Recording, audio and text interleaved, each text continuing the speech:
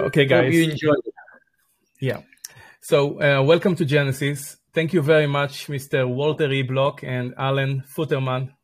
We are very happy to have you. It's a huge pleasure and honor. I would just like to say a few things about Walter Block, an Austrian School economist and anarcho-libertarian philosopher. That's a big wow. Thank you.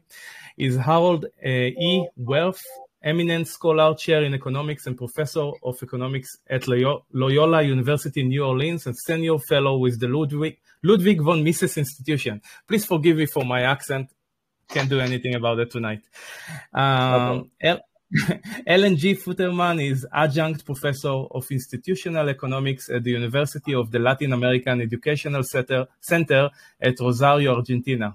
He has done research on economic theory from the perspective of the Austrian School of Economics, dealing with macro and microeconomics, as well as epistemology and the I can't say that word, methodology of economics. Yeah, I did that. So thank you very much for joining us. It's a huge pleasure. And tonight we're going to discuss your amazing book, The Classical Liberal Case for Israel. So welcome. Anything you guys want to say in the beginning before we start? Thank you for your invitation. Thank you also. We're delighted to be with you. Thank you very much. I would like to begin with a very important question. The question is, I know that both of you are anarcho-capitalist champions. You care so much about freedom. The most important thing is obviously the moral aspect of that. And I would like to understand, why did you decide to take the approach of a minarchist and write a book about the justification for a state? Do you want to start, Alan, or should I? Come on, please start, and then I'll reply. We can take turns. I'll start this one. You start the next one. Great. Let's do that. Why did we, well, I can't speak for we, but why did I want to take a minarchist viewpoint on Israel? I was inspired to do this by Murray Rothbard, as I am inspired by pretty much everything Murray Rothbard does. And what Murray said is, he criticized libertarians for saying, look, we're anarcho-capitalists, we're against all governments, so Israel is evil and every other government is evil, and that's it. And what Murray is saying is, well, that's all well and good, if I could put words into Murray's mouth. However, we should do a little bit more because some governments are more evil than other governments. And if we just say all governments are evil because they're governments qua state, we really say nothing about the real world. Well, we say something about the real world, namely governments are evil, fine. But Murray challenged us libertarians to go a little further, namely to decide which government is worse than other governments. And the only way you can do that is to sort of assume the legitimacy of government and stop saying, well, you know, Israel is evil because it has taxes. Well, every government is evil because it has taxes. So forget about that sort of stuff. And let's talk about what they do other than being governments, namely from a limited government point of view, or a classical liberal point of view, or a moderate libertarian perspective. And that's pretty much what we did. Exactly. Yeah. Well, I agree, of course, with what Walter said. And I would just like to add that the important thing in order to use libertarianism as a philosophy in the world is to use the libertarian glasses, as Walter usually says, and to analyze things on a comparative basis, right? So you have this ideal, which is libertarianism, and then you have to judge reality according to what it is, and to identify different systems, competing systems, in the light of libertarianism, and to say, okay, so this is closer to the non-aggression principle, this is further from the non-aggression principle. So basically, that's the idea. I understand. Maybe if you don't mind, I'm not sure how much time you guys have, but maybe before we start speaking about the book itself, maybe you guys can say something about anarcho-capitalism as the base for everything, so that we will know where you really stand, and then we'll go to the book, if that's okay with you. Maybe, Mr. Block, you can do that. Of course. Well, I think we're going to take turns. So I went first last time. So Alan, you go first this time, and then I'll follow you. Okay. This is a very strange thing to do because Walter here is one of the inventors of anarcho-capitalism. So I'm sorry, Walter. I'll take the turn. Well, the idea of anarcho-capitalism is basically that all government functions can be privatized and can be better supplied by the market system. So basically, that's the idea. That's the fundamental idea. The minarchist viewpoint is that there are certain minimal functions that the government is able to do and should do. Anarcho-capitalism holds the idea that that's not the case. Those functions can be privatized as well. Law, police, the army. I mean, basically, that's the idea. Thank you. Yeah, I think that's very well said. I disagree with Alan when he says that I'm the one who started this. I'm just standing on the shoulders of people like Murray Rothbard, but I am certainly a follower of Murray on this.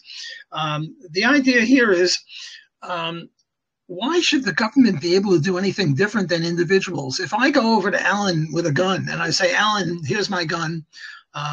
Here it is. Give me money and I'll protect you. Well, we have a word for that. It's called the protection racket. And yet that's exactly what the government does. So what we're trying to say is that just because you call yourself a government, you're still a human being, and human beings are not supposed to initiate violence against other people, even for the benefit of the other people. And we think that it's wrong, immoral, improper for anyone to initiate violence against anyone else or threaten to do that. And all governments necessarily do that. They demand a monopoly of a protection racket, and they engage in a protection racket. Why should a person who calls himself government have any more rights than anyone else?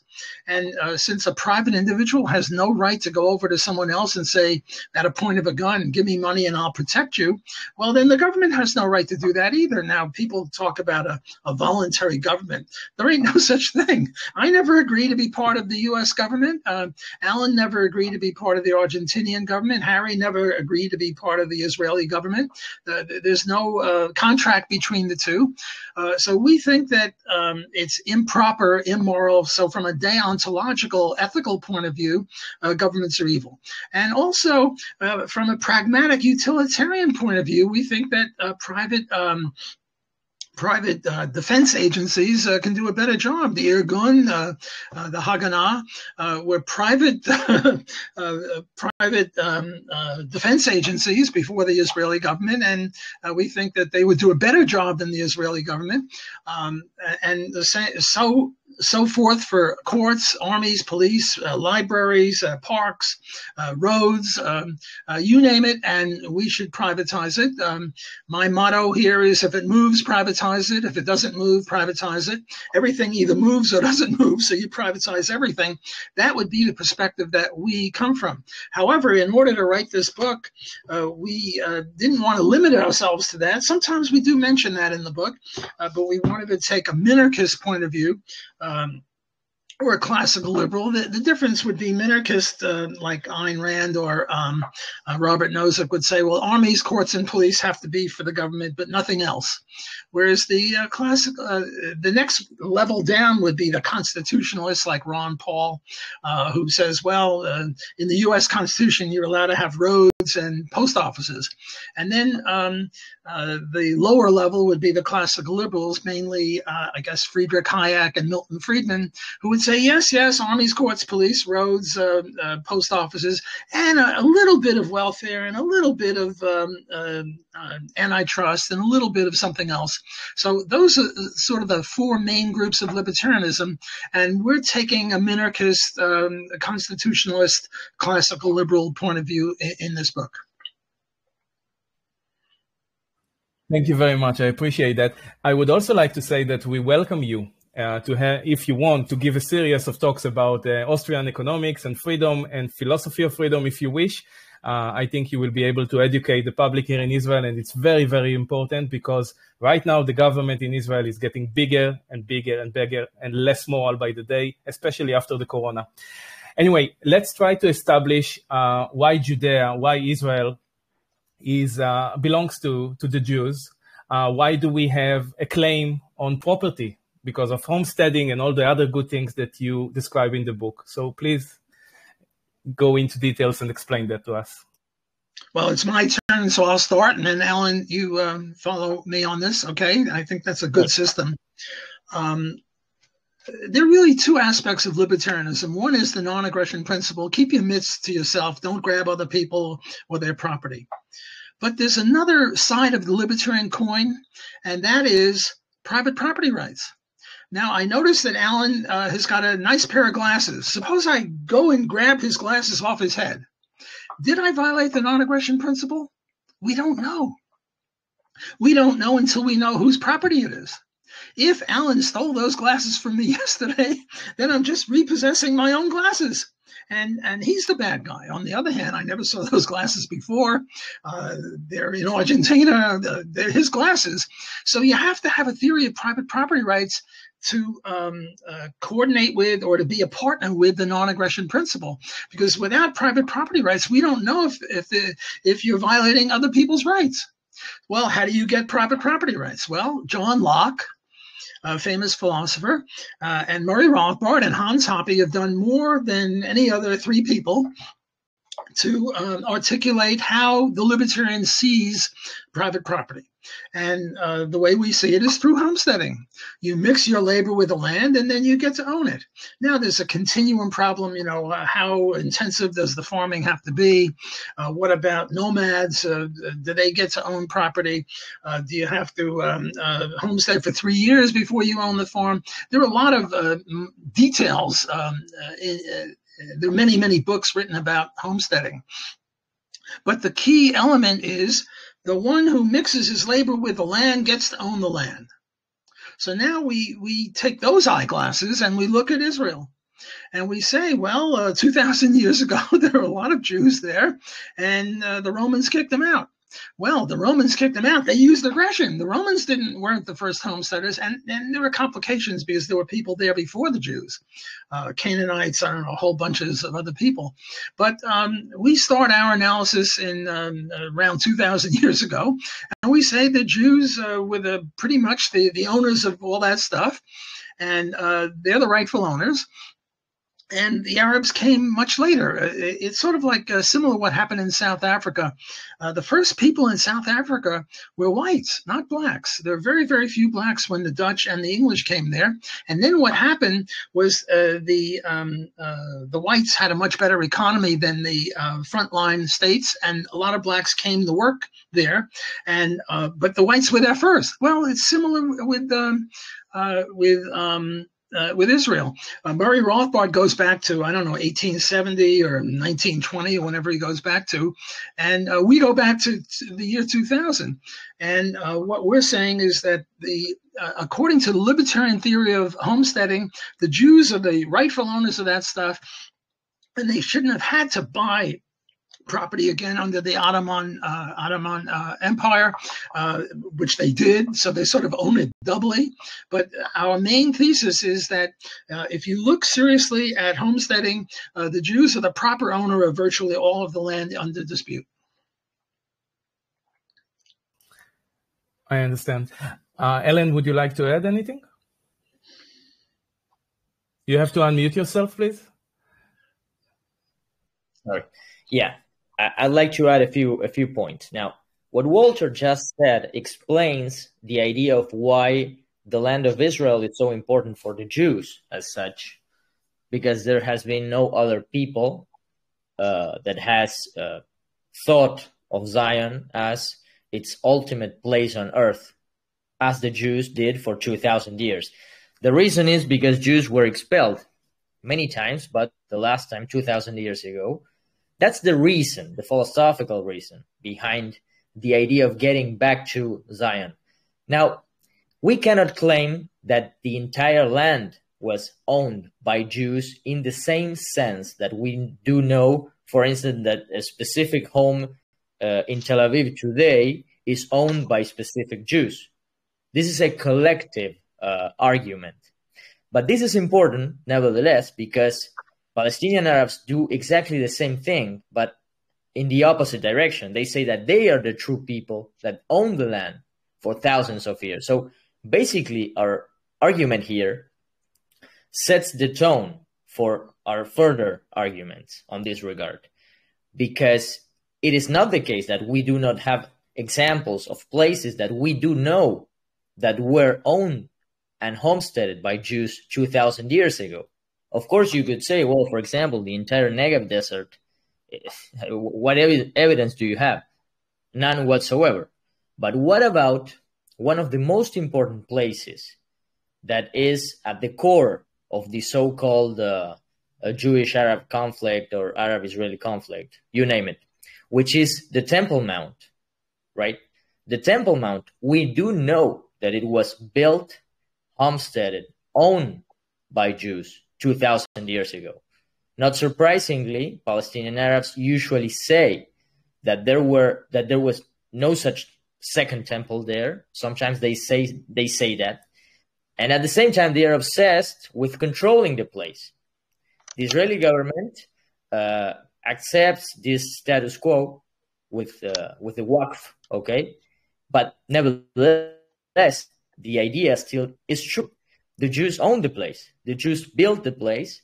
And there is no reason why modern day Jews won't be allowed to be there to own that place specifically. Now, of course, we can't say the same thing about the rest of the land because we do not have such homesteading evidence so specific, so material as the Temple Mount. But what we can say, and now we go to 200 years ago, is that basically the Jews, through the several aliyot, they homesteaded a big part of the land and at the same time emigrated to Israel, while at the same time Arabs were going there, okay? And now the most important thing about this is that most of the land, and we do this in the book, we analyze specific categories of land, whether they were state-owned, leased, private land, etc. The most important thing here is that most of the land was owned by the government, and it was leased. Alan, okay? if I may, before you go to that point, because I know that you can demonstrate to us that most of the land was owned by the Ottoman government and the British mandate. But before that, I would like to ask a question about the principle of non-aggression. What about the seven Canaanites nation that were in the land before the Israelites came? How do you settle that? Okay, so Walter, I take this one, right? Then you go. Well, basically, the idea is the following: you're against of the non-aggression principle, or you're for the non-aggression principle. So if you're for the non-aggression principle, you say, okay, there was an aggression against the Canaanites. Now the question is, where are they now? Who are they? There are no Canaanites. Usually, Palestinian Arabs say they are the descendants of those tribes and peoples. Well, that's simply not true. That's a fact. And moreover, let's say that you could trace genetic linear descent from Canaanites. Okay, let's say you could do that. But the question it's meaningless because you need to add that genetic evidence with other things. For example, what's the Canaanite culture, the language, the poetry, literature, the religion, the currency. I mean, there's none of that.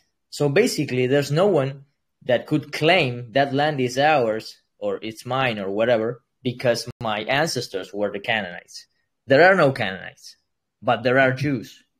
Okay? That's the difference. They say that if you want to depose the king, you better make sure you kill him.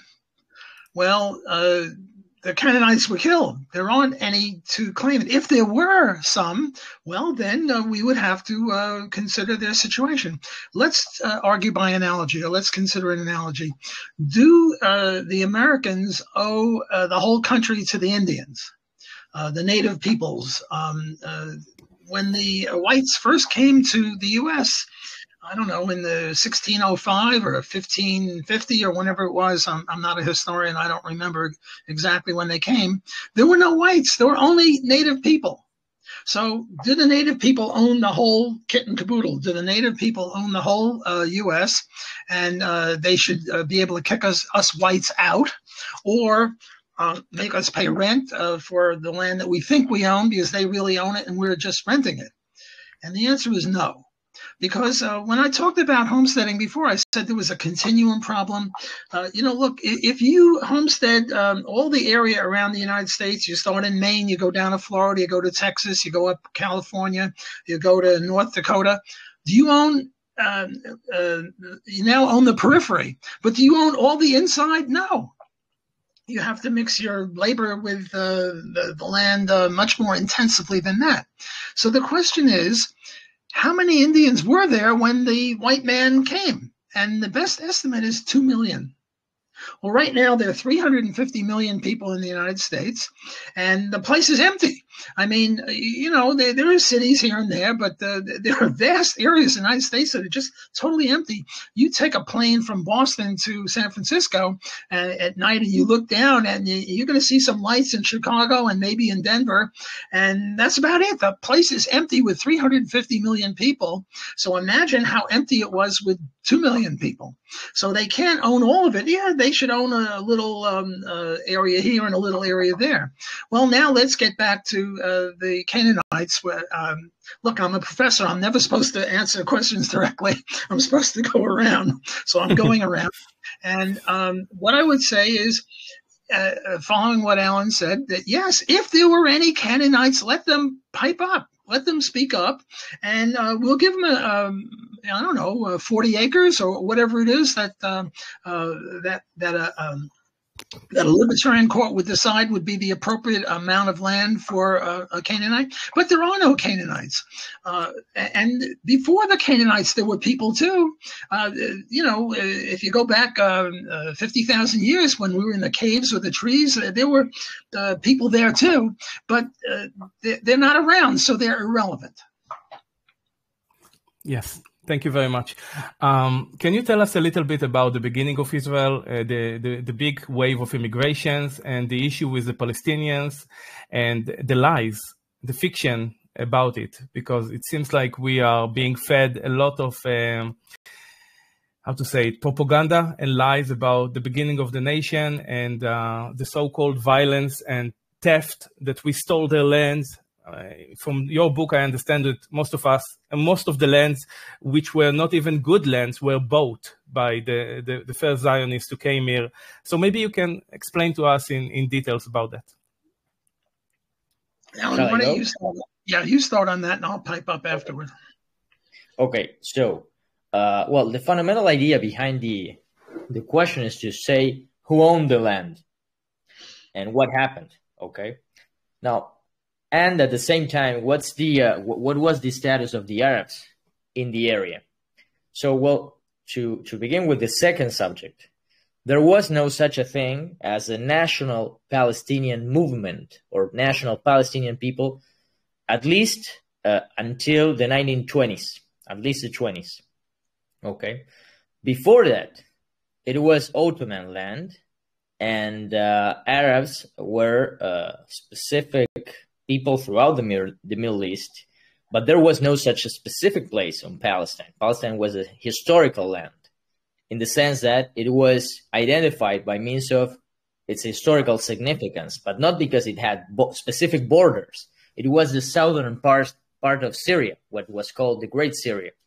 Okay, so of course the country Syria didn't exist then, but the idea was there. Okay, so basically, when the Jews decided to make Aliyah, which, by the way, there have always been Jews in the land of Israel for 2,000 years, except for a few years during the Crusades, but there have always been Jews there in specific places, for example, Jerusalem. But if you know the history of Israel, I mean, you're Israelis, you know that the population was very little. It was very, very little, except for, I don't know, Jerusalem, at the time, Akko, okay? But there was no big population. You could say, for example, Tzfat, they had specific communities, very small. So the same was true about the Arabs as well, okay? That was precisely the same thing. There was no large Arab population there. Now, when the Jews decided to go there, at least in specific small waves from the beginning of the 1880s to escape Russian pogroms, the truth was that there was no organized Zionist movement. The Zionist movement finally organized at the end of the 19th century. That was Herzl's work specifically, and then the Zionist organization, much later the Jewish Agency, and well, the Yishuv itself, right, in Israel. But that's the first thing, okay? But with respect to the land itself, it was owned by the government. That meant that most of the land that was labeled as Arab land was actually consisting in large tracts of land that was given by political favor to specific families that usually lived in Beirut or in Damascus, okay? And they were absentee landlords. Usually they leased the land or rented the land to Arab peasants who worked there. But the question is, what was that work? How big was that work in terms of homesteading? Well, the truth is it was very, very little significant, okay? It wasn't significant at all. How can we prove this? And just one example out of many that we show in our book is that most of the land that was owned by Arabs, according to the British Commission that basically compiled the data at the end of the mid-40s of the 19th century, of the 20th century, sorry. According to them, most of the land was considered uncultivable. This means that it could not have been homesteaded because it was considered uncultivable. Otherwise, it would have been considered arable land or cultivatable land, but it wasn't. And we are talking about more or less 70% of that land, of that entire land, okay? So that means that most of the land that was labeled as Arab was actually not owned by Arabs in a significant, philosophically defensible way, because there was no homesteading. Now, this is a very important argument. I will repeat it. Most of the land that was labeled as Arab land was considered uncultivable. Hence, it was not homesteaded. Therefore, the idea that the Arabs owned most of the land is simply mistaken, because they never homesteaded it. It consisted only on government favors. On the other hand, the little land, comparatively, that Jews owned was both purchased and homesteaded by Jews through the several aliyot, okay? For example, swamplands, the coastal line of modern-day Israel, I mean, you name it. And so, basically, that's the fundamental idea. We can show you numbers, but basically, the Jews got to own about 9% of the land. The Arabs were said to own about 20% of the land. But again, just keep in mind the idea of what was the status of those titles.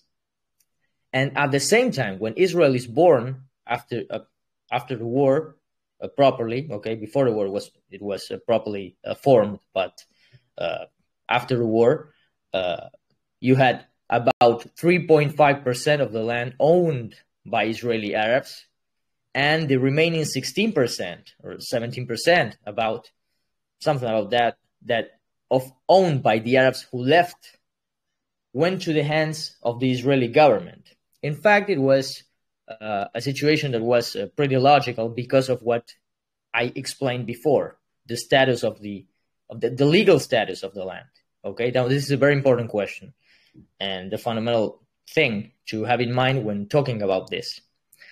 Just one more thing, and I'm done here on this point. The main argument against Israel is that Israel is founded on the basis of expulsion and expropriation. But expropriation is an argument that can be sustained only if the property was legitimately owned, and legitimately owned means homesteaded. If it wasn't, there is no such thing. And basically that's why we make such a big deal on this point, okay? So, Ellen, if I may ask, there are like two main points here. One is that the Arabs didn't really homestead the lands. That's one. And second, those lands to begin with belongs to the ancient Jews, right? That's their property. So we cannot steal something that belongs to us originally. Is that true? Go ahead, Sir Bloch. Okay, Walter, do you take this one?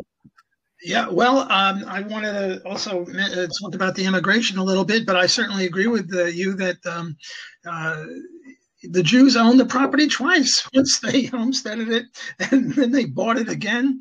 It's hard to see how they expropriated anyone. But before mentioning the immigration, I just wanted to mention Rafi Farber.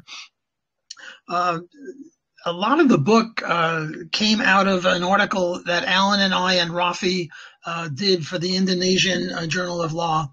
And I just wanted to mention him. I mean, you might find it as sort of an anomaly here. An Argentinian and an American are talking about Israel. Well, aren't there any Israelis interested in this? And Rafi Farber is, well, I think he's from the U.S. originally, but he made Aliyah, and he's been living in Israel for, I don't know, 20 or 30 years. So I just wanted to mention him as not a co-author, but a person who was very helpful to us in this writing. Now getting back to the immigration point, there is such a thing in economics called voting with your feet. And you think that, somebody takes their feet and tries to pull a lever. No, voting with feet means immigration. We can tell that West Germany was a better place than East Germany because of the immigration patterns. We can tell that South Korea was a better place than North Korea because of the immigration patterns. Well, it was the same thing in South Africa. The black people were moving into South Africa, not out of South Africa. The Arabs are moving into Israel, not out of Israel. Israel is a better place, not only for Jews, but for Arabs too. Arabs are freer in Israel than they are in many Arab countries. So, like, for example, Arab women, all women are allowed to drive in Israel, whereas in many of the Arab countries, women are not allowed to drive. Well, talking about immigration, the British were sort of the bad guys here because the British were interfering with the immigration patterns. A lot of Jews wanted to leave Germany in the 1930s. Who knew why? But we figured it was because it was better outside of Germany for Jews in the late 30s. But the British wouldn't allow them in there.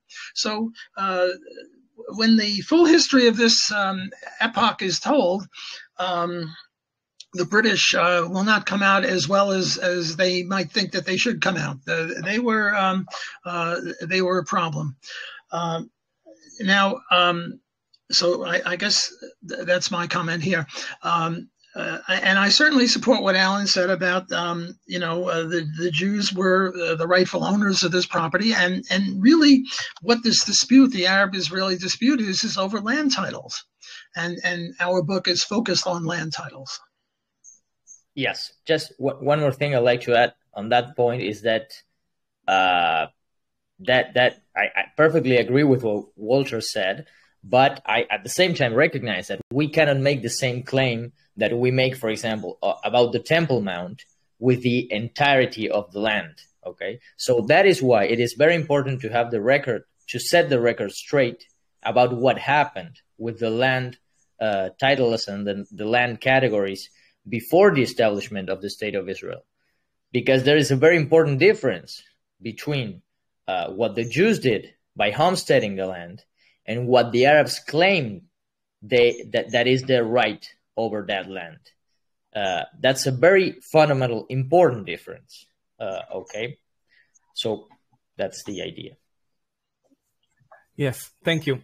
I would like your patience a little bit. I would like to read a quote, maybe two for you, and I would like for you guys to guess who said that. So, in the National House, we will announce those Jews who do not remove the rust of exile and refuse to shave their beards and sideburns as second-class citizens. They are not given the right to vote. Do you know who said that? No idea. Okay. It's Ze'ev Jabotinsky. Okay? Okay. Now, another quote, if I may. I see myself as... Could you read that quote again from Ze'ev Jabotinsky? Of course, yes. It was written in the Haaretz newspaper in 1919. And it says, in the National House, we will announce those Jews who do not remove the rust of exile and refuse to shave their beards and sideburns as a second-class citizens. They are not given the right to vote. Okay. Yeah. This is a problem because we are sort of fans of Jabotinsky, and this is not exactly libertarian. But what do they say? Every dog gets one bite. He wasn't a perfect libertarian. This sentence is certainly not libertarian. But look, Murray Rothbard has said things that we don't agree with, apart from Israel. But I probably said things that were mistaken, and here's a mistake on his part. But I would like to demonstrate a pattern here. So if I may, if you can allow me, there is a few other quotes and we can continue the guessing game. I see myself as an average modern Jew, and I do not shy away from formal conversion to Christianity. I welcome any Jew who has children who decides to convert to Christianity. I have a son. I would prefer to become a Christian today and not tomorrow, so that his period of membership with Christianity will begin as early as possible, and to spare him the vulnerability and deprivation that fell upon me and will still fall upon me because of my being Jewish. Do you know who said that? That's probably Herzl. Yes. Okay, another one. Zionism and Judaism are not one thing, but two things that are different from each other. Certainly two things that contradict each other. When a person cannot be a Jew, he becomes a Zionist. This is one of the bigger names in a Zionist political movement. Harry, you're going too fast for me. Could we go back to the Herzl quote about Christianity just for a second? In other words, I don't want to just guess. I'd like to discuss this as well. And my comment on this Herzl, the second quote you read us, is I can't speak for Alan, or maybe I can, but we are not really concerned about Judaism in this book. We're not concerned about Christianity. We're not concerned about any religion. We're just concerned about who owns the property. Again, we have these very specialized eyeglasses, and the eyeglasses are libertarianism, and libertarianism says nothing about religion. The only thing it says about religion is that everyone should be free to practice whatever religion they want, as long as that religion doesn't require the initiation of violence. So this is not a Jewish book, at least the way I see it. It's rather a pro-property rights book. And we would say the same thing if we were talking about, I don't know, Singapore or Bangladesh or Peru. It's the same principle, just applied to Israel. But it just so happens that Alan and I are both Jewish. But the Jewishness, our Jewishness, doesn't really play any role. except, we have high IQs because we're Ashkenazi Jews, but that's a different issue. But the point is that this is not a Jewish book. This is a homesteading book. It's a private property rights book. It's a libertarian book. I fully understand that. And what I was trying to establish here is that if we are talking about the so-called question of a culture and the history of the Jewish people, what is it that we are talking about? Because if we are discussing the political side of Zionism, this is basically a nationalistic movement. And what I feel that they did, they attached themselves on top of Judaism, the religion itself, as a movement of salvation. And I think that the two are not very compatible. And this is what I was trying to demonstrate here. And so if we have a claim on the land, and if we are speaking, for example, about Mount Temple and all the other things, one of the things that make it special is the Jewishness of that element. So do you understand what I'm trying to ask? Yes. Okay, so let me try to answer your but before that, I just want another quote. Please allow me. Okay, yeah. Where is that? The hope of 6 million Jews is centered on rising from the abyss of tragedy. I want to save 2 million young men.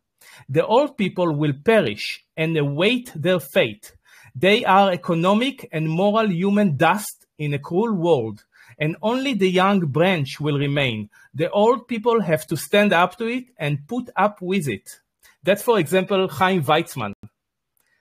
And there is a lot of things that are like, Anyway, I made my point. Ellen, go ahead, please. Yes. Okay, so many things. The first one is, what is the nature of Zionism? The nature of Zionism is the idea of going back to Zion, which is a very profoundly Jewish idea that has at least 2.5 thousand years ago. Okay. Now, political Zionism is a specific movement that arose at the end of the 19th century, but that is not Zionism as such. So the idea is that you can criticize some Zionist thinkers or leaders by means of using some of their quotes, but you could do that from anyone, actually. The idea is what they did in order to judge them as a whole. For example, Herzl's quote that you used is a quote pertaining to a specific time on Herzl's life where he was trying to think what was the best way in order to solve the so-called Jewish question, okay? And he believed at the time that the best way to do that was to promote a massive conversion to Christianity by Jews. He even mentions the possibility of Jews going to the cathedral in Vienna at the same time, if I'm not mistaken, something along those lines. You're not mistaken, yes. Okay, but the idea is that he quickly dismissed it because he realized that the problem of anti-Semitism was not about how the Jews behaved. It was about the Jews existing. So that's a very important difference. And by the way, German Jews found out, and actually there's a very interesting book that's called The Pity of It All. I don't know if you read it. I recommend it. It's about the history of the German Jewish community, okay, since Mendelssohn. So basically you'll see that the Jews wanted to belong to Gentile society or society at large in modern states, and such as Germany at the time, but they were not accepted as fully German. And something was in the air all the time, that the Jews were somehow different, that they were not just citizens of the state, that they were still something different, okay? So Herzl recognized that and said, okay, so the only way to solve this problem is to create a Jewish state. Now, Herzl said Jewish state and not the state of the Jews because basically he spoke about three centers in the Jewish state. One is cultural, including religion, of course. The other one is entrepreneurial, which actually came true during the last 20 years or so. And the third one, I don't remember right now, but basically it was related to culture and religion and stuff. Now, he was not religious, but at the same time, he gained good insights from religion. For example, from his admiration of the Maccabees. Okay, I could go on. I mean, when he died, I believe, if I'm not mistaken, that Rav Kook said that he was a figure close to the idea of the Mashiach ben Yosef. So, I mean, he was a secular person, but that doesn't mean he was not related to Jews, nor that he was not interested in the Jewish faith, and that actually that his movement was not successful, because his movement was the most successful Jewish movement, probably in the last 2,000 years. So basically, I cannot see any other way in order to think of Herzl as a great Jewish leader, not just a Zionist leader. At the same time, about the others, Chaim Weizmann, Jabotinsky, I mean, they have said many things throughout their lives, and many things were wrong. But you could say the same thing about Ben-Gurion, or you could say the same thing about anyone. So the pattern that you're trying to show, I respect your viewpoint, but I don't subscribe to it, because in the end, there is no such a contradiction between the state of Israel and the religion of the Jews. Because in fact, the only time during the last 2,000 years where Jews were allowed to fully be Jews in Israel, in the land of Israel, is with the state of Israel, within the state of Israel. They are, for example, you go to the Western Wall and you can pray without animals going there or being subjected to stoning or beating. I mean, that was the normal situation before the reunification of Jerusalem. I mean, from 48 to 67, you couldn't even go to the Western Wall. So basically, I actually think that it's easier for a Jew to be in Brooklyn nowadays than to be in Bnei Brak. You actually mentioned Mendelssohn. I have another quote for you. Be a Jew at home and a man when you go out. But let's go to Walter, please. I'm sure he has something to add. I wanted to say a few words about Zionism. I'm sort of a little bit of a fan of Zionism, but not really fully. The way I see Zionism is it wants two things. One, it wants Aliyah. All Jews should come to Israel. And the other thing is that it's the Jews own the land and not the Arabs. Well, I certainly adhere to the second part. But about the first part, there were talks about, well, maybe all the Jews should not go to Israel. They should go to Uganda. This was a serious proposal.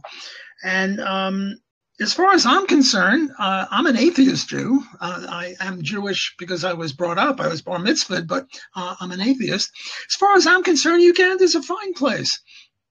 Or Wyoming. Wyoming, I don't know how many people are in the whole state of Wyoming. 50,000, I'm not sure. Wyoming is a real big place. Israel is about as big as New Jersey. Wyoming is probably 10 New Jerseys. So if somehow the Jewish could set up a government and Wyoming would secede from the United States, and Israel would then, or the Jews, all the Jews, I don't know how many Jews there are in Israel, about 9 million, 8 million, something like that. They all moved to Wyoming, but now it's very important that there be an Israeli state, because I don't trust the Americans all that much. Yes, they could all move to Brooklyn, but they could get outvoted, and I feel more secure that there's an Israeli military. I feel more protected that way. So, but I have no adherence to Israel itself. If it was Uganda or Wyoming, as long as the Jews were safe and if they all moved there, I would be fine. So is this Zionistic? Well, it's sort of Zionistic, only the Aliyah has got nothing to do with Israel or the Temple Mount or any of that stuff, because there's nothing particularly Jewish in Uganda or Wyoming. But Walter, yeah. you would need Zion in Wyoming, which means a little bit of Jerusalem. And personally, I would suggest you stay in Vancouver if everyone moved to to Wyoming. Yes. Allow me to ask. Just one point, yes. Harry, about what Walter just said. I mean, we as co-authors we have disagreements, of course, and we can live with that. I'm not going to exercise aggression against Walter and vice versa. Now, but the idea is that I disagree with him on this regard. I think I understand his point, and it's a very important point. It's a point that many in the Zionist movement had at the time of that resolution of the Uganda idea, but even Herzl later discarded it. Now, why did he do that? Because Zionism, as you said, is Zion. So basically, the idea is not just to give Jews a place in order to cover or to take cover, right? Refuge. No, it's a place to thrive, a place to be free, actually, as the anthem says, to be free in our land, okay? So that's the main difference. It's not anywhere, right? It's a specific place. But you could be free and prosperous in Wyoming. No? Without government, yes. Free enterprise, then no? No, I'm talking about an Israeli state. Wyoming somehow leaves the United States and becomes Israel. And now all the people in Israel, the 9 million people in Israel, they all moved to Wyoming. I think they would be safer because there are no Arabs building tunnels and trying to kill people and sending bombs over every once in a while. I think that would be a great idea in terms of saving Jews. If we all moved to Wyoming and we had but it wasn't just a state in the United States, which could be outvoted by the Goyim, but if there was an Israeli government that took the territory of Wyoming, I think that would be better than Israel. Look, there's a lot of tourists out there. The Arabs keep bombing us, and there's a lot of problems. Wyoming, it's true, there's no historical relationship. Well, Alan and I disagree, and not the first time, not the last time, but we can still co-author more stuff in the future. I personally agree with you. I would. This is going to be my next project. You know, a secession of Wyoming for the sake of a Jewish state there. Can you tell us a little bit about the historical controversies and the new historians and all those lies by the new professors who are advocating hate towards the land of Israel and the government of Israel and our justification to be here? Alan, why don't you start on that one? Okay, so, as we are not historians, so basically what we do is to review existing literature. And many historians, for example, Ephraim Karsh, have shown the problems of the so-called new historians. And the fundamental thing is that you could say a lot of things about the Israeli government and the War of Independence and stuff like that. But what you cannot argue is that there was such a thing as an expulsion plan. That's something that actually didn't happen. I mean, you walk down the street in Israel anywhere, you see Arabs there. So, I mean, where's the ethnic cleansing? There was never ethnic cleansing. Now, there was a war that implied some population movements from one side and the other. Okay, for example, in Jerusalem, there was real ethnic cleansing of the Jews. Okay, there was ethnic cleansing in Arab countries where 1 million Jews were expelled and expropriated after the War of Independence started. Okay, at the same time, there were population movements within Israel.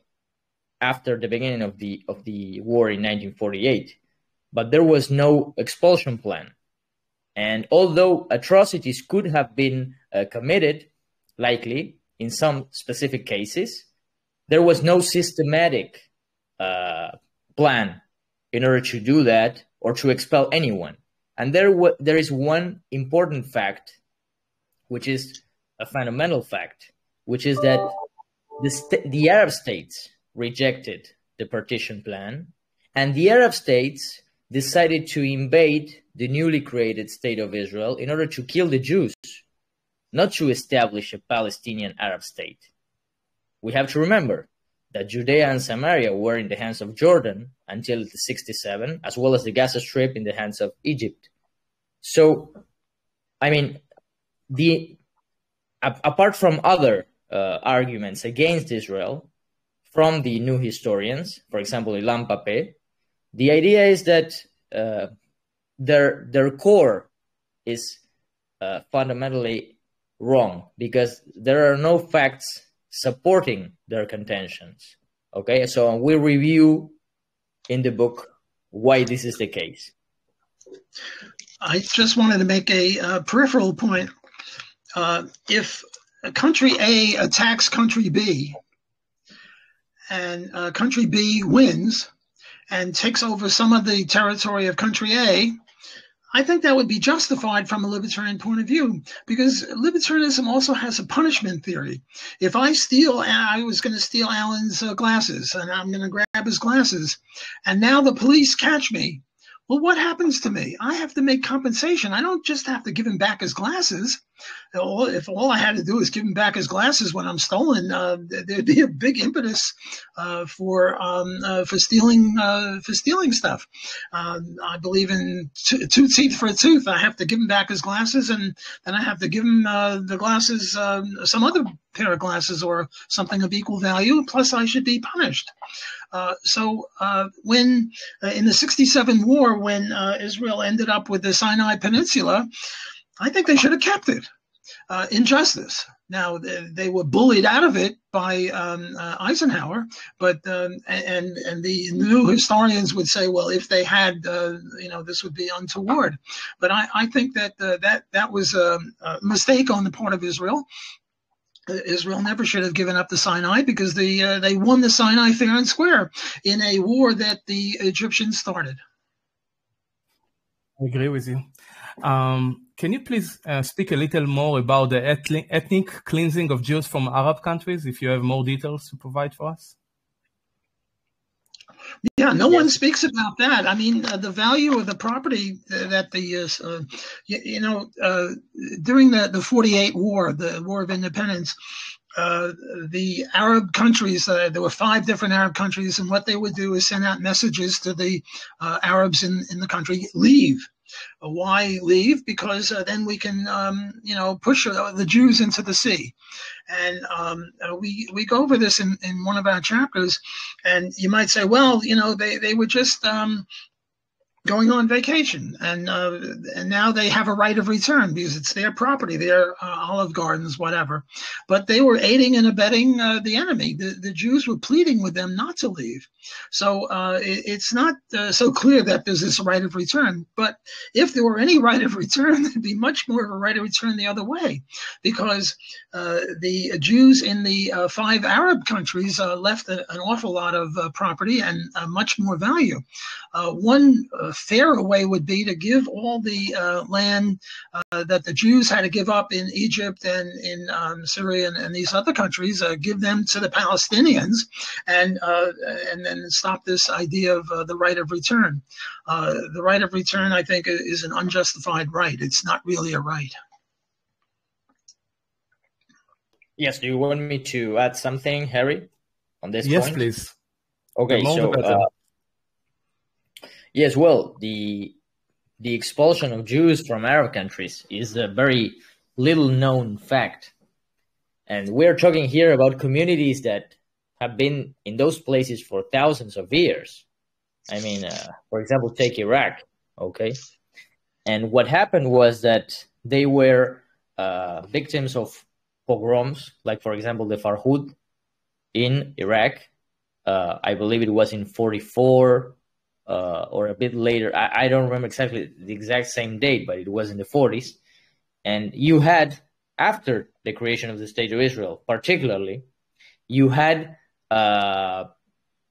different measures in order to treat the Jews as second-class citizens, to expropriate them, to expel them in some cases, and eventually they had to leave. And we are talking here about 1 million Jews that went either to Israel or to, fundamentally, the United States, from Syria, from Morocco, from Egypt, from Iraq. And no one even knows about this, which is pretty amazing, because at the same time, many people talk about Palestinian refugees, about 900,000.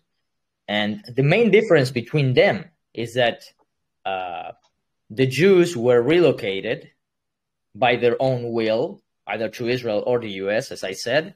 And the problem, in a sense, solved itself because people moved on with their lives.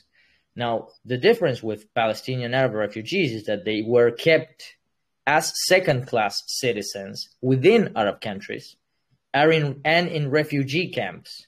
This was a deliberate policy by Arab states in order to present those Palestinian Arab refugees as eternal victims, and in the expectation of the destruction of the State of Israel, where they would be allowed to return.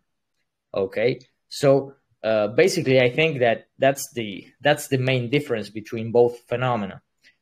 One last point is that, as always, we, the Jews, and particularly the Zionist movement, was not, and the State of Israel later, was not outspoken enough about this particular point on the expulsion of the Jews from the Arab countries.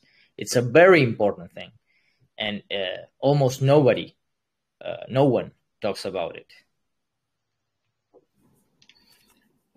Yes, thank you very much. I have a sensitive question.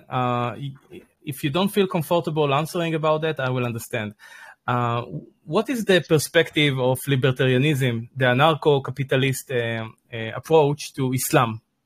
Because we are dealing here with the Arab story, and I would like to know how libertarianism is seeing Islam as the so-called religion of peace. But maybe, I don't know if you want to have it on record or not. Well, I'll take a first crack at that. There is a dispute among people as to the facts.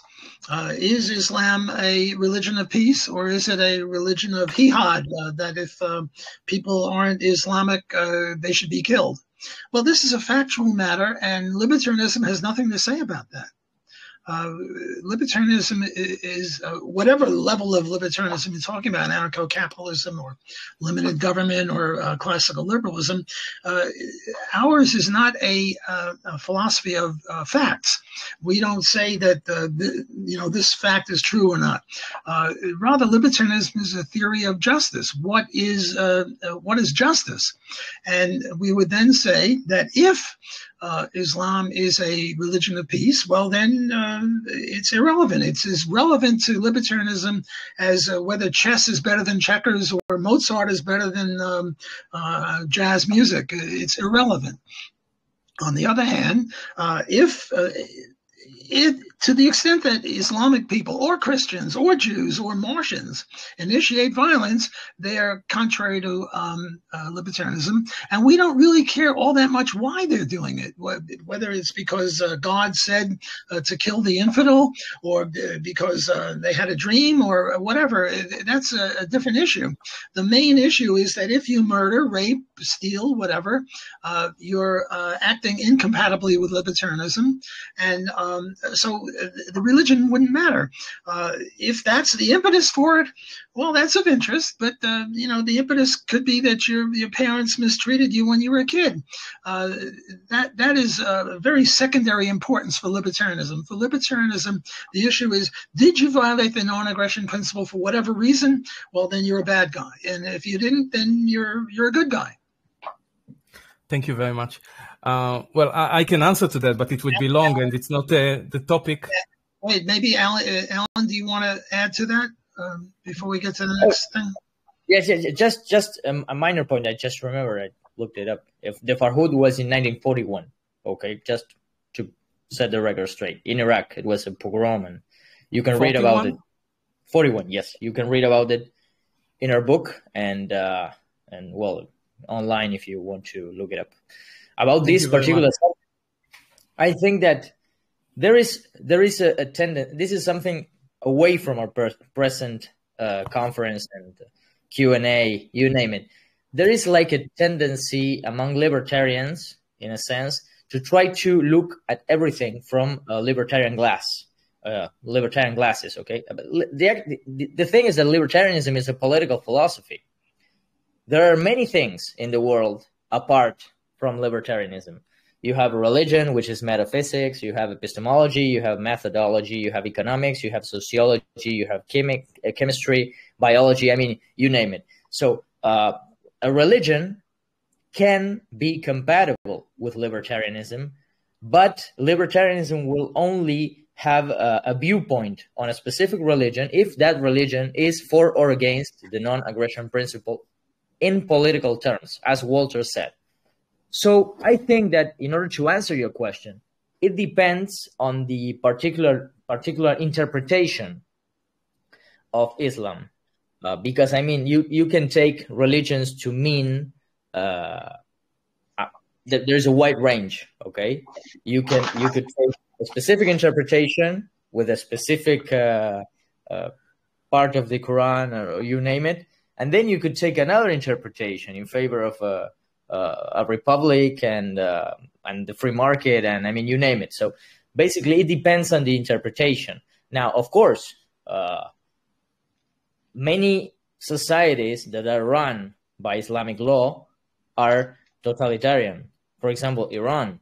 So in that sense, you could say, okay, so there is an interpretation within this particular philosophy or theology or religion, whatever, that could lead to such a society to be imposed. But there are interpretations that could lead you to somewhere else. Okay, so I don't think that there is a particularly libertarian answer to this question. Let me just add that Nazi Germany were Christian. That doesn't mean that Christianity is bad. It's separate. So I would say Iran is a problematic state, but that doesn't necessarily imply that all of Islam is contrary to libertarianism. I would like to answer to that, if I may. There is nothing in Christianity that may bring the kind of behavior you saw in Germany during the Nazi time. And if you actually go to the Quran, but more important to the Sunnah, the Hadith, and eventually, how do you call this? The Shia, not the Shia, I forgot. Their law system, which sometimes they want to enforce, the Sharia. Sorry, I forgot. Yeah. So if you actually go and write and read what their scholars are suggesting, you can see the lack of morality, and eventually you can make the connection between what's written there that doesn't require interpretation to the actual results that we see on a day-to-day basis in those countries which are more religious towards Islam. And the reason why I ask that is because if there is no morality at the base of your culture, then eventually your human actions are going to be immoral, and that will also reduce their justification for ownership of land and stuff like that. Well, the Christians did, I forget what it's called, the Inquisition and the Crusades were Christian programs.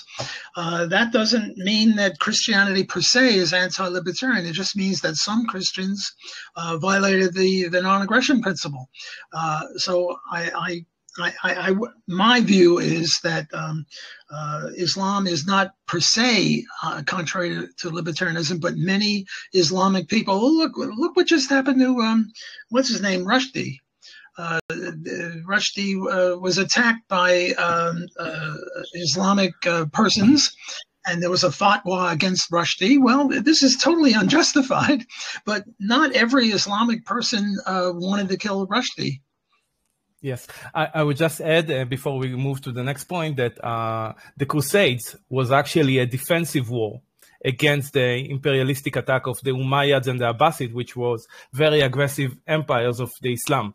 And it was a defense war that took about 400 years for the Christian world to actually respond. The Muslims actually reached Iceland and Denmark and every other nation in Europe. But that's, again, for another topic. I'll stick to the Inquisition then. Yeah, okay. The Crusades are a little bit off our book. Yes. Let's talk about the peace process, and how, in so many ways, it's not even peace. It's the perpetuation of war and conflict. Can you speak about that, please? Well, Israel always wins the war but loses the peace. That's the aphorism, and I'm afraid that there's a lot of truth in that. When it comes to military, Israel is a first world country, and the Arab countries are not. They're less advanced technologically, but the peace process is really a war process. I think we quote Daniel Pipes in our book saying something like that. It's a paraphrase. The Arabs were offered half the country. They want a Palestinian state. They were offered that in 48. They were offered that many times after that, and all the times they were offered that, they rejected it. So they don't really want peace. And when people don't want peace, there's a problem. Look, when the Americans took over after World War II, if any American was killed, what the Americans would do is kill, I think, 100 innocent people. And then there were no more American soldiers killed. Well, there are rockets that go from the Gaza to Israel, and there should be 100 rockets going the other way, and then the rockets would stop. Now, what they do is they put their rocket launchers in the middle of a school or in the middle of a hospital. And then, the optics of returning a rocket to a school or to a hospital look very bad. But if they did it once, if the Israelis, my criticism of the Israeli government is that they're not assertive enough. They're not defensive enough. When if rockets came from Vancouver to Seattle, there'd be no more Canada. Canada would be just obliterated. If rockets came from Mexico City to Dallas, that would be the end of Mexico. So what is this nonsense of rockets coming and they keep coming? And Israel has the ability to make sure that no more rockets ever came, and yet they don't do it. So they're losing the peace, and in a sense, they're losing the war by not being assertive enough. I guess I think the Israeli government should be a lot more assertive than it is. And if the Irgun and the Haganah were in charge, I think there'd be no more rockets coming in. Absolutely not. Let me add some points about that. Please, I agree with what Walter said. Now, apart from that, the entire idea of the peace process, I think it was a huge mistake. I mean, I don't think there's anyone in Israel at this point that says that the Oslo Accords were a good idea at this point. So many could say, well, at the time they looked like a good idea or reasonable, but then they failed. Now, I think they were never a reasonable idea, because they actually, what they did is to, again, legitimize the PLO. And by so doing, they just gave back strength to an organization that was dying after the fall of the Soviet Union and after the first Gulf War, and which was losing its revenue stream. It was, precisely that's why Israel did it. It's because they said these people are weak now. We will use them as legitimate representatives of the Palestinian people, and we will reach an agreement with them. Now, the question is that what never came to mind for the Rabin government was that whether the PLO was willing to make peace with Israel, or if it was going to be a sort of a phase plan, like it was presented at the time in the Arab world. Okay, and so I think that it was a huge mistake, and we still see the results of that mistake to this day, with the Palestinian Authority and the presence, the very presence of Hamas in the Gaza Strip. I mean, the beginning of this was Oslo, and more specifically, it led to the death of about 1,000 Israelis in terrorist attacks. So, what was the peace? I mean, and there's a very important thing to be aware of in this context, which is a peace treaty is not the same as peace. You can have peace without any treaty. And by the way, when Israel is shown as strong, Arab states see it that way. It's the idea, it's this Jabotinsky idea of the iron wall, basically. The stronger your enemies see that you are, the less they will think that they can destroy you. And actually, this is what was Netanyahu's policy with the Arab countries. And when Netanyahu was so strong in his stance against Iran, is what made, for example, the United Arab Emirates to look at Israel in a different light. The same thing with Saudi Arabia, and eventually it led to peace, with a peace treaty, but also to peace, to commerce, to trade. I mean, but that's what I think about the peace process. I think it's, as Walter said, it's a war process. It's a Pipes quote.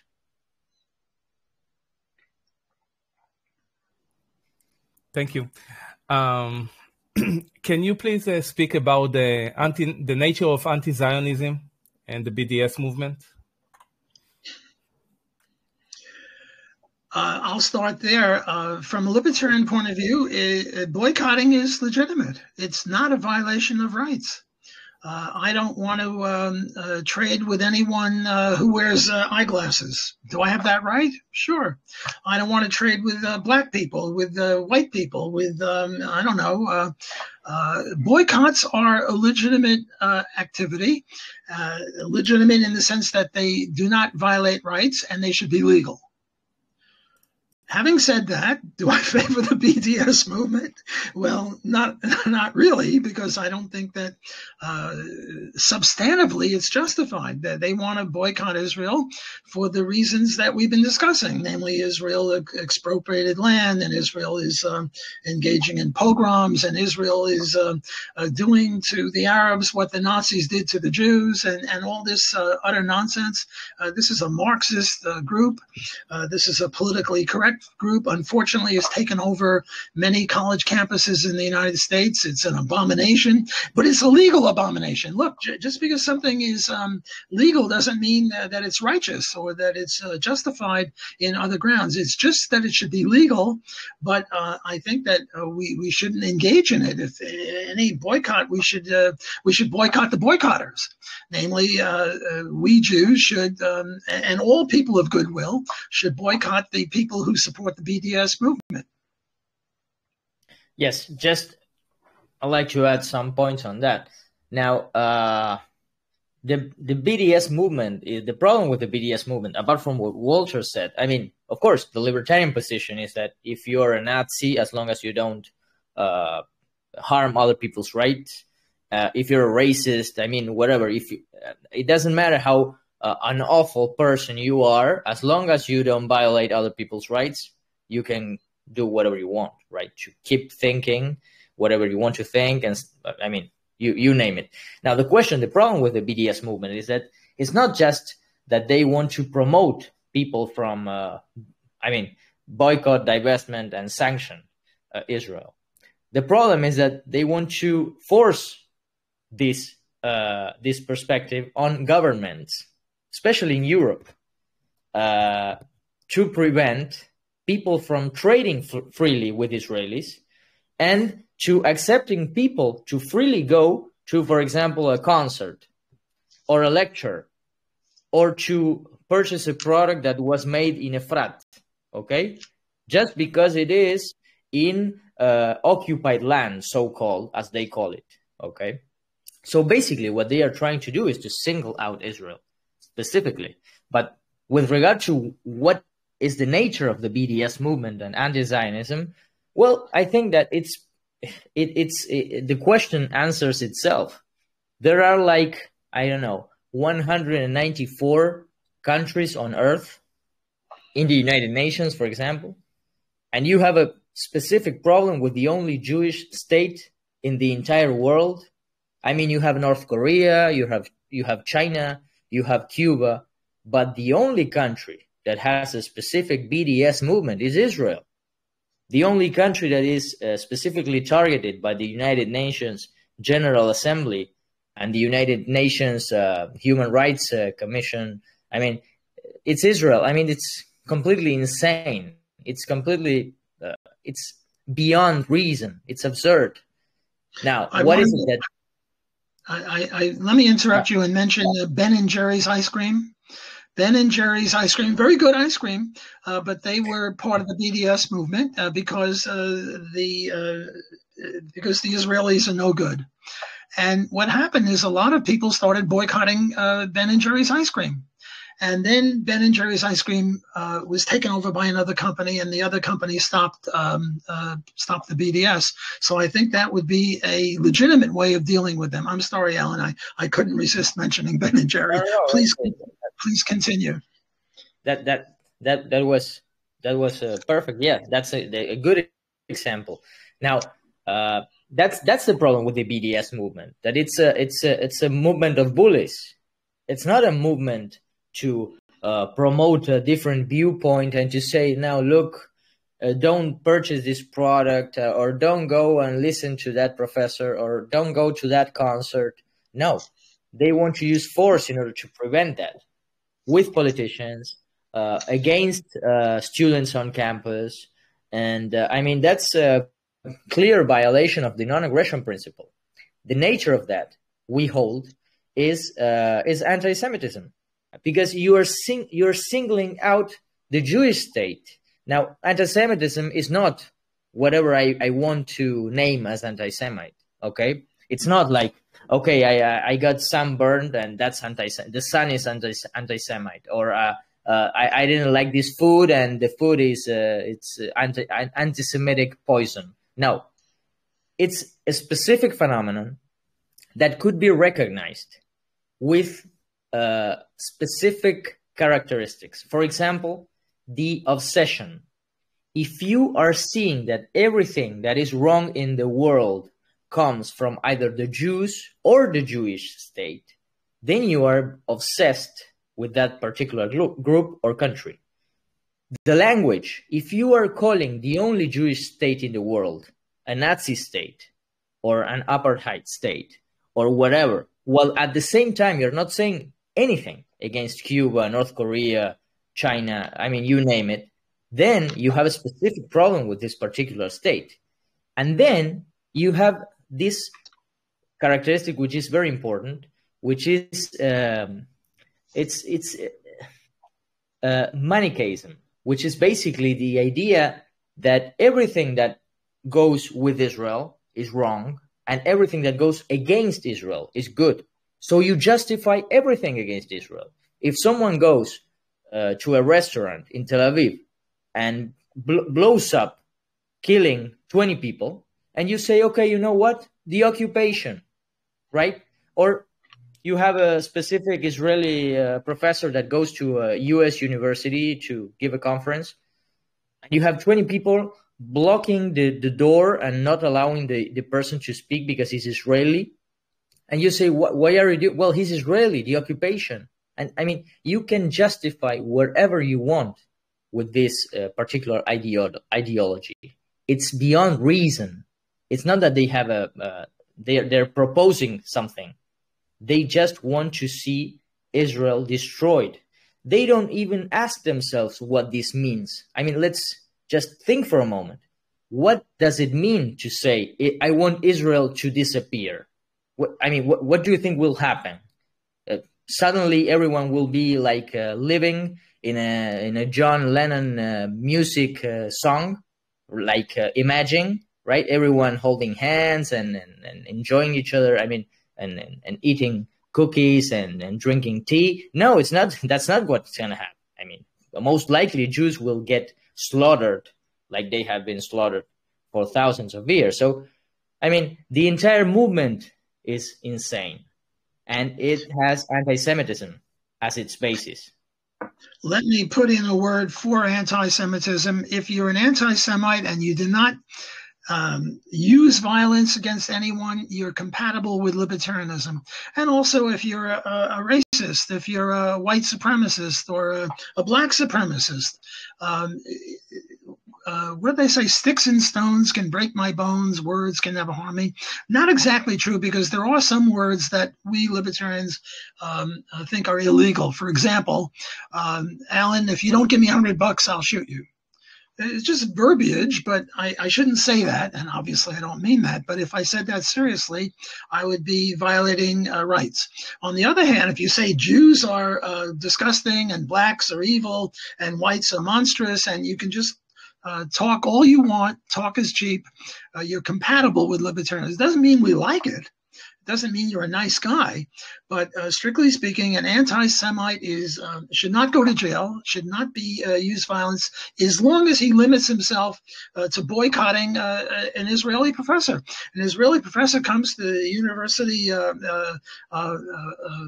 Chicago, and we anti-Semites don't want to hear him because he's from Israel. Qua libertarianism, we have no problem with them. Qua human beings, we have plenty of problems with them. Exactly. Ellen, you mentioned the war song in the history of modern, the 20th century, which is Imagine by John Lennon. What is your opinion, guys? I know I'm sidetracking a little bit, but what is your opinion about Imagine There Is No Possession, for example? Okay, just a little bit. Can you get mad? Well, Walter, just one point. I mean, no possessions, no private property. There will be no prices, no pricing for capital goods. There will be no market, no rational resource allocation. So it will be a complete economic disaster that will likely end up with the world. Huh? Communism and slavery. Exactly. Yes, well, basically. There are really three ways that we could deal with private property. One is private ownership, which, I don't know, we've had these controlled experiments, East and West Germany, North and South Korea, and we see which way people are moving. So private property is a good way. Then we had government ownership, the USSR, and there was mass starvation. And the third one is non-ownership, and here's where John Lennon comes in. One of my books is why we should privatize the oceans. The oceans and the rivers and the lakes are now non-owned. And what you have is a thing called the tragedy of the commons. If things are not owned by government or by individual people, you have a tragedy of the commons. What's the tragedy of the commons? Well, the cow was always owned privately. The buffalo for many years was never owned privately, nor by the government. It just ran around. And what happened was if you shoot a cow and you own the cow, you don't have a cow tomorrow. So you're very careful about slaughtering cows. On the other hand, the buffalo, if you don't shoot it, it runs off to the next county, and the costs of you of not shooting it are very low, so they almost went extinct. This is why the codfish and the whales are on the verge of extinction, because we don't own things. So John Lennon is not a communist, because communism believes in government ownership. He's rather a opponent of any ownership, namely he favors non-ownership, and non-ownership leads to the tragedy of the commons. John Lennon ought to take an introductory class in economics. Amen to that. I think it's too late for him. If we can go back to the anti-Zionism, and unfortunately I don't have that part in the book, so I wasn't able to read it. Can you please explain to us about the critique of the classical liberal case for anti-Zionism, and especially the British and World War I, which I have no idea what you wrote there. I have to buy the book. Okay.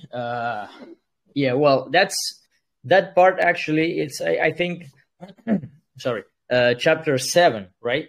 6, chapter 6. Well, actually, that's based on our first essay on the subject, where we respond to Murray Rothbard on his perspective on Israel. Basically, what Murray says is that the British helped the Zionists to establish the state of Israel, which is an incredibly, I'm sorry for Murray, but it's an incredibly ignorant fact. Actually, it's not a fact at all. He didn't know actually what was the situation before the establishment of the state of Israel, particularly since the 20s on. Okay, well, actually, the British did everything they could in order to prevent the establishment of the state of Israel. Apart from the Balfour Declaration, which they never respected, by the way, the White Papers severely restricted immigration, Jewish immigration, to the state of Israel. And at the same time, they prevented Jews from purchasing more land, developing more industries. I mean, you read the White Papers and you'll see it for yourself. So I don't know why. Well, I do understand why Murray was saying this, but I don't know why would anyone that knows the facts hold this idea. Just one more thing regarding the British. They didn't set any limitations on the Arabs with respect to their immigration to the land, although they did contain several of the Arab eruptions of violence that happened throughout the 20s and the 30s. Okay, so basically that's the position that we hold in the book against Murray. The idea that the British established the state of Israel is simply not a fact. I'd like to say a few words about Murray Rothbard. I think I speak for Alan on this. We revere Murray Rothbard. Murray Rothbard is the leader of the libertarian movement. Murray Rothbard is Mr. Libertarian. Murray Rothbard is the person who I personally follow the most. He's the person, in my view, who is responsible for all that is good in libertarianism. Having said that, it's important we devote a whole chapter to Murray and what we regard as his erroneous views. Why? There were other libertarians who had the wrong view on libertarianism. Ron Paul also, who I revere, and I think Alan does too.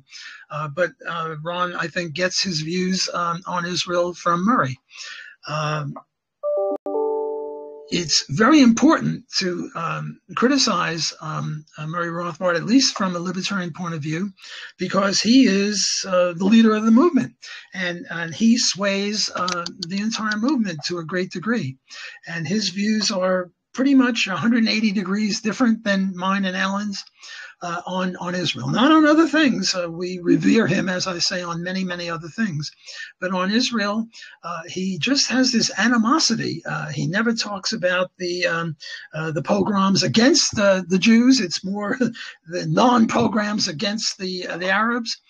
He drops context all over the place in terms of his criticism of Israel. So we don't devote a whole chapter to pretty much anyone else. Actually, we do to Netanyahu, but I think for very different reasons. We are big fans of Netanyahu. We're not talking about his recent problems with the accusations against him. We take no views on that. We're talking about his contribution to the safety of Israel. So Netanyahu, good. Murray Rothbard, not good. Very bad, and very important from a libertarian movement point of view that we examine in fine detail his publications opposing Israel. Thank you very much. I would like for you to speak about the methodology. I can't say that word. Methodology of the anti-Zionists, please. I want to understand it better, please. Okay. So, we spoke just a little about that when we spoke about BDS. Yes. Well, the idea is that it's the methodology of anti-Zionists is just for you to have a summary. The fundamental point that they use, the key to analyzing how they think and how they present their case, is that everything that Israel is wrong. So basically, that's the entire premise. There is no conceivable way that you will show them that in any specific case, Israel is right. And now this comes back to why we wrote this book, which is the idea that Murray had, which is that Israel is a specifically pernicious state because its existence relies on expropriation and expoliation and robbery on a massive scale. Well, with anti-Zionism, that is basically the idea.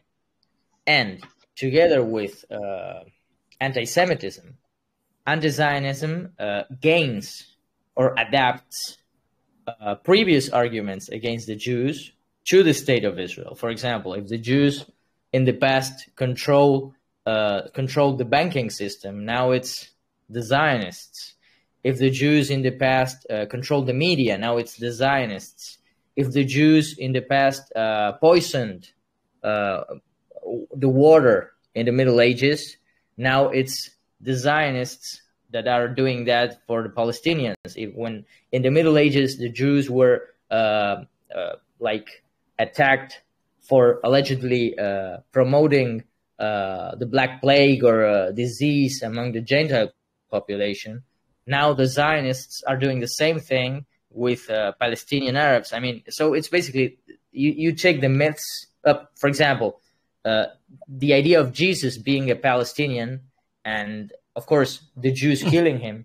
Now it's the Zionists that are killing the descendants of the Palestinian Jesus. I mean, it's basically, they adapt previous myths against the Jews, anti-Semitic myths, and they are adapting them in order to attack the state of Israel.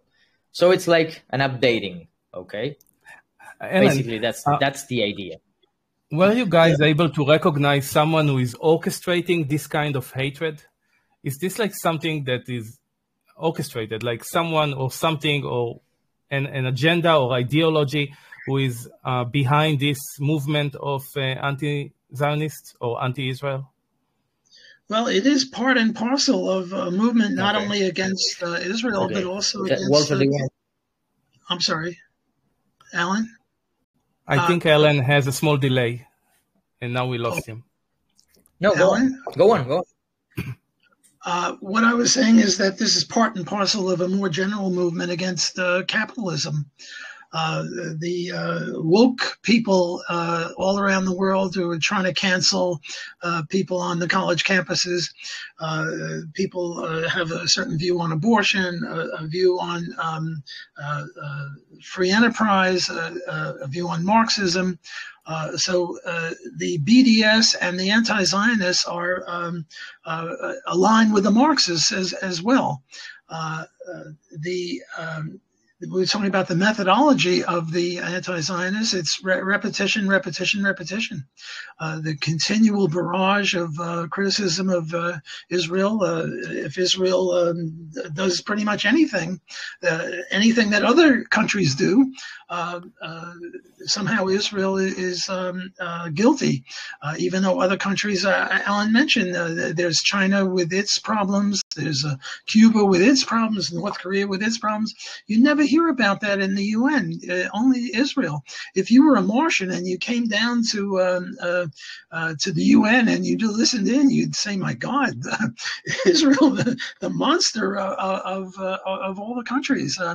There are almost 200 countries in the world, and Israel is probably responsible for 95% of all the problems in the world.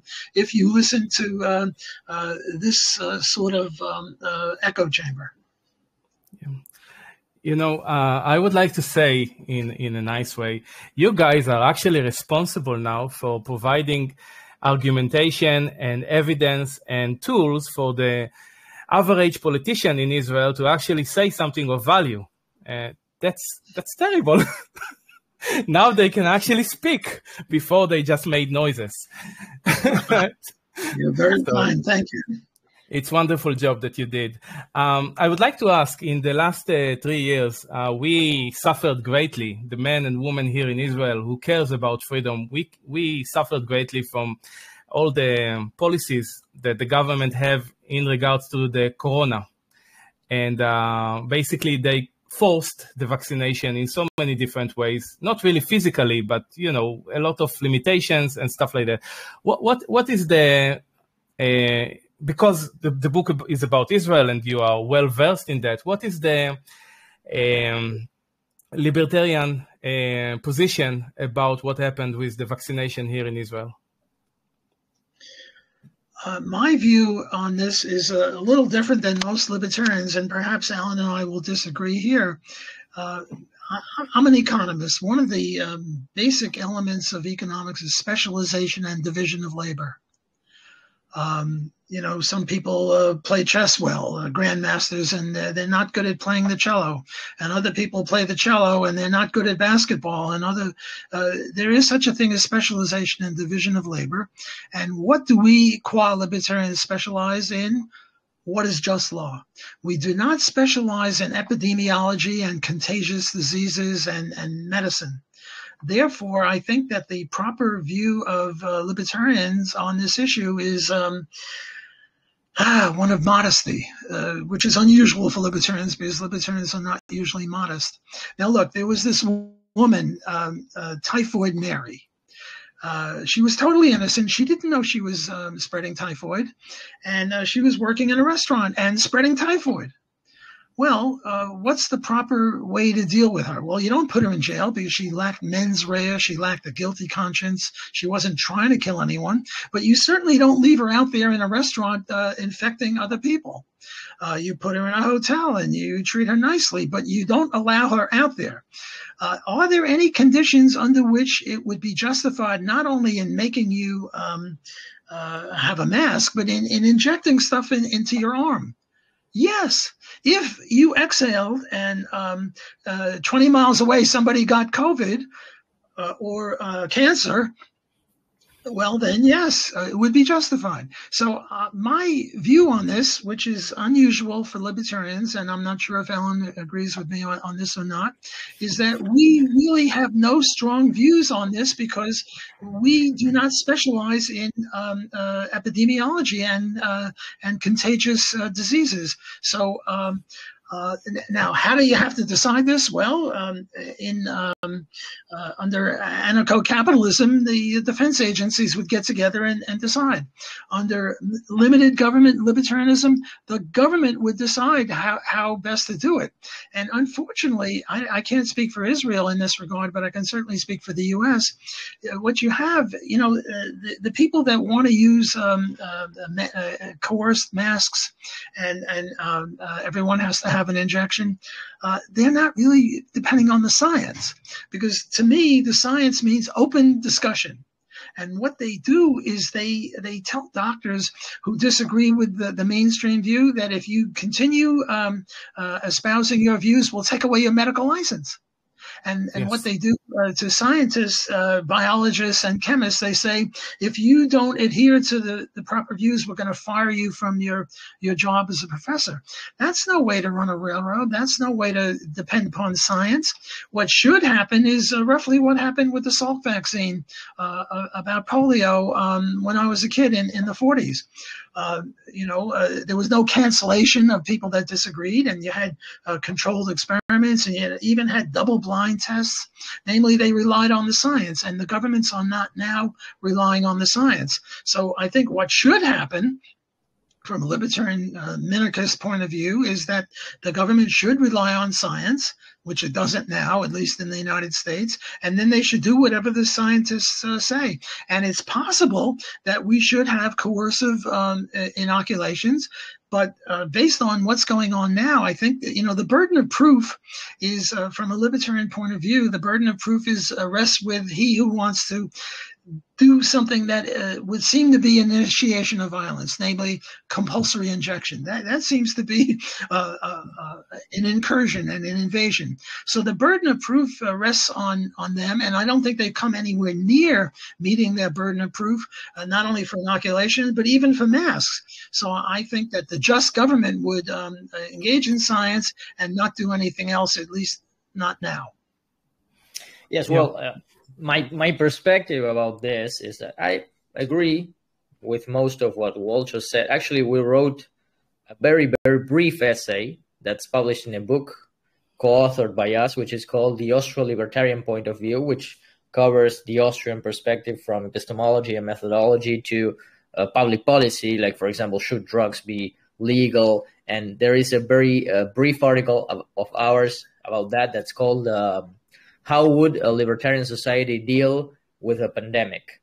And basically what we say is that it would depend on the owners of property to decide how that property is going to be used by those who use it. Okay, so basically you would have competing systems, and you could check at the same time what's working, what isn't. I mean, particularly insurance would be very important, medical insurance, because they would set the stage basically on what events they will cover and what they won't cover. I mean, the incentive structure would be very different from what we have now with monopolies, which is basically the government, right? But at the same time, I think that we cannot say a priori if a specific policy should be enacted facing contagious diseases and pandemics. I mean, because you need the specifics, and that's empirical. It's not a purely theoretical question. Now, at the same time, I think, in retrospect, that quarantines have been harmful, and I think that no one could object that today. And but at the same time, one can think maybe it's too early to judge, right? But when we look at this event 10 years from now, maybe we'll say, I mean, the world went nuts, completely crazy. The stock market got destroyed. I mean, people didn't want to go out of their houses. I mean, but in any case, it's too early to say, and it's not a particularly philosophical question. It's more an empirical question, I think. A lot of people have died of heart attacks and cancer because they can't get into a hospital because the hospitals are focused on COVID. So there are a lot of negative repercussions of the present government policy.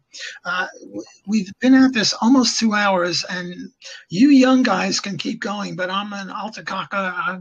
I'm sort of running out of time. And you did mention that you would have us on again for a different subject. So I think maybe in another 5 or 10 minutes, we should think of closing. Yes, of course, we will do that. I would just say that the science was really flawed, and people actually died from depression. They died from committing suicide. And again, I think that the principle here is that eventually my body belongs to me. And if the science is flawed, I don't think that anyone should have the right to coerce me to anything. And we should have the ability to say, no, thank you. I do not consent. Okay. One more question, if I may, because Walter said 5 or 10 minutes. So, from your research and understanding, what is the solution for the problem that we have with the Arabs here, with the Palestinians? How would you solve it? If I were prime minister, there'd be no more problem. I would be much more tough, as I mentioned before. If one rocket comes in from the Gaza, 10 or 100 rockets go the other way, then there'll be no more rockets coming in. I would be very, very much, and none of this soldiers marching into areas. Israel is a high-tech place. The comparative advantage that Israeli soldiers have over Arab soldiers is just, 2 to 1. The comparative advantage that Israeli technology has over Arab technology is 100 to 1. So why use precious human beings, IDF soldiers, when you could do much more high-tech defense? So my big criticism of Israel is that the IDF is fighting with 1.5 arms behind its back. The IDF should be unleashed when they start. We should not initiate anything, but the next time they start anything, we have to finish it and make sure that it doesn't happen again. As I said, if there were bombs coming in from Toronto, Canada to New York City, that would be the end of Canada. There'd be no more Canada. The U.S. would conquer Canada in about 5 minutes, and that would be it. Well, the U.S. to Canada is roughly Israeli to all the Arabs put together in terms of power, and yet the Israelis are so worried about public relations and optics, and maybe people won't like Jews or they won't like Israelis. The hell with that.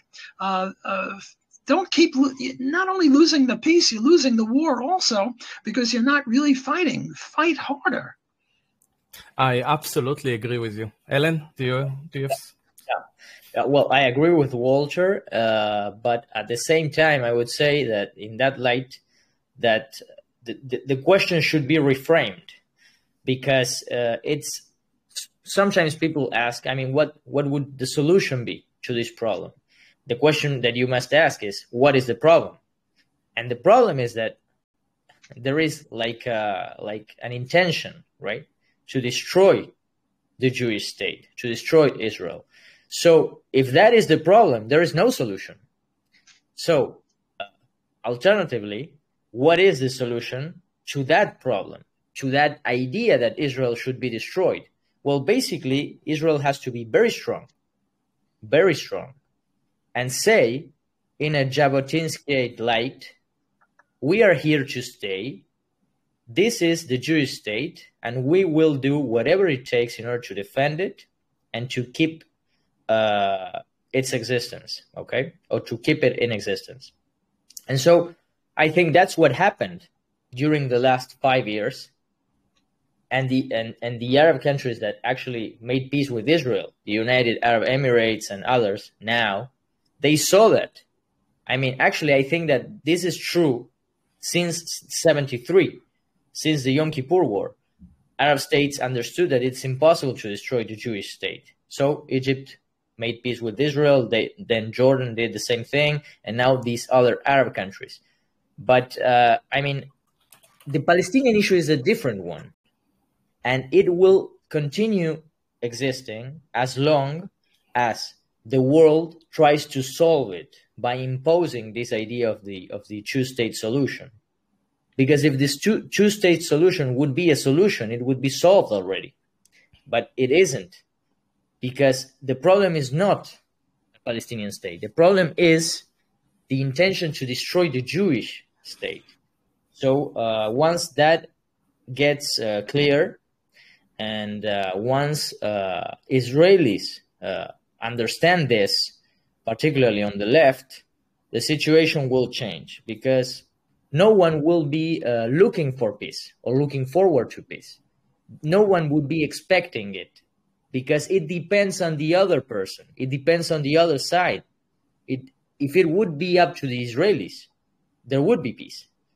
But it's not up to them. It's not up to you. Okay? So that's the problem.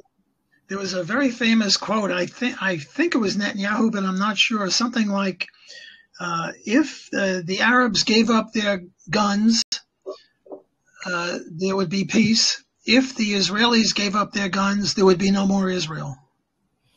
Yes. I think it's a very profound statement. If the Israelis gave up their weapons, there'd be no Israel. If the Arabs gave up their weapons, there'd be peace. There's only one side that wants war, and that's not the Israeli side.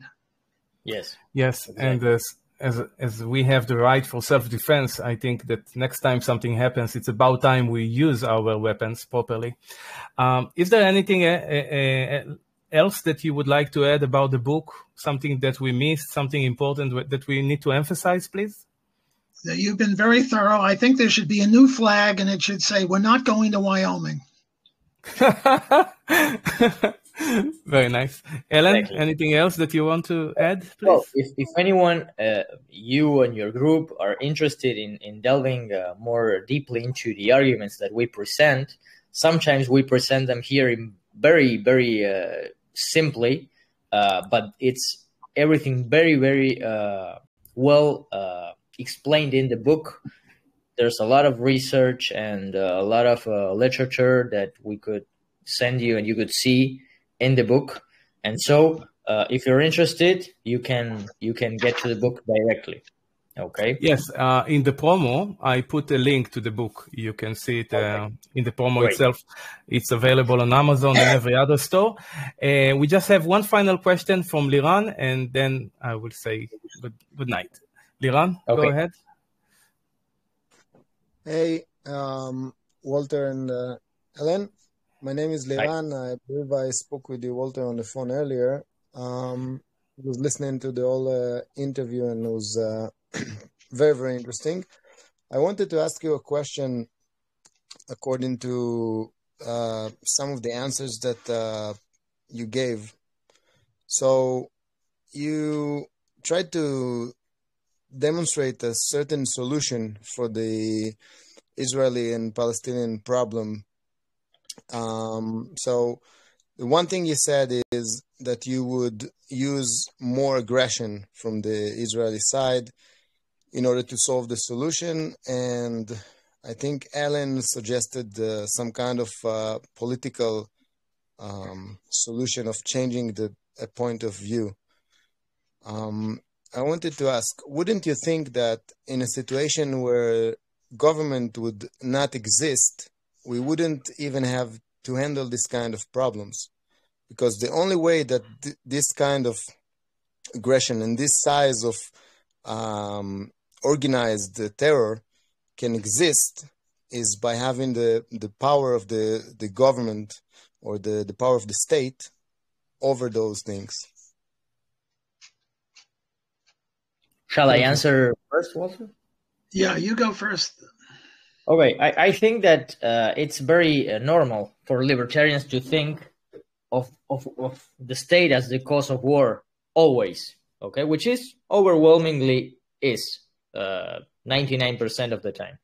But there's 1% that it isn't. And you just have to look at the situation before the 48 war, before the existence of Israel. Was there a conflict? Was there a war, a state of war, an actual state of war? Yes, there was. And for example, if you would dissolve this pseudo-state that is the Palestinian Authority, and you would dissolve the state of Israel, what do you think would happen with Hamas or the Islamic Jihad? They would still be attacking the Jews there. Now, they could say that they wouldn't, but that's not what empirical evidence tells us, because that was the situation before 48. They didn't want Jewish presence in the area. Now, they could say that they would accept the Jews in a future Palestinian Arab state. Now, you could answer, and where are the Jews in the current Arab states? Where are the Jews in Syria? Where are the Jews in Iraq? Where are the Jews in Lebanon? I mean, are they thriving in those places? Are there even more than 100 Jews in the entire area? I mean, so that's the real question. That's the real answer, by the way. So I don't think it would get solved with pure anarchy, because there's another thing I would like to add here. Anarcho-capitalism is a very complex system. It's a very complex institutional arrangement that depends on the understanding and the acceptance of specific patterns of behavior from the part of people, respecting property rights, defense agencies that work, courts of law that are private and do work according to the principles of libertarianism. I mean, it's not that you're going to a specific place and you're going to abolish the state and these good institutions will arise spontaneously. You could improve things, but that doesn't mean you will get a utopia, okay, immediately. So at least that's how I see it. So if you would dissolve the state of Israel and you would dissolve the Palestinian Authority, I think you would get an even worse situation that you have now for the Jews specifically. So unless, of course, Ellen, all of the people are not going to be the product of the educational system and they would learn the non-aggression principle, and people will actually respect other lives and other properties. Walter, would you like to add something? Yeah. What's that country on the East Coast, the Horn of Africa, that is anarchistic? Somalia, maybe. Somalia. Yes. Somalia is an anarchist country, or it's closest to anarchism as we can get. And a lot of people say, well, look at how the people in Somalia are doing compared to how they're doing in Luxembourg, or compared to how they're doing in Canada. And they're not doing that well, so therefore anarchism is at fault. Well, in economics, another basic element of that is ceteris paribus, other things equal. If you compare Somalia with Canada, Somalia looks very bad. But if you compare Somalia with the neighboring countries in Africa, all of a sudden Somalia doesn't look so bad. I would rather trust the Irgun and the Haganah with Israel's defense, and these are private defense agencies, than I would the Israeli government. So I think the anarchism still prevails. But we're not writing this book from an anarchist point of view. We're writing it from a statist point of view. Why? Because we took seriously Murray Rothbard's view that we don't want to be airy-fairy philosophical. We want to get down into the trenches, and we want to discuss this the way other people are discussing it.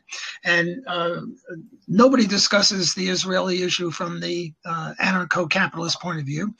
And actually, nobody discusses Israel from the libertarian point of view either. So that's one of the contributions that we've made.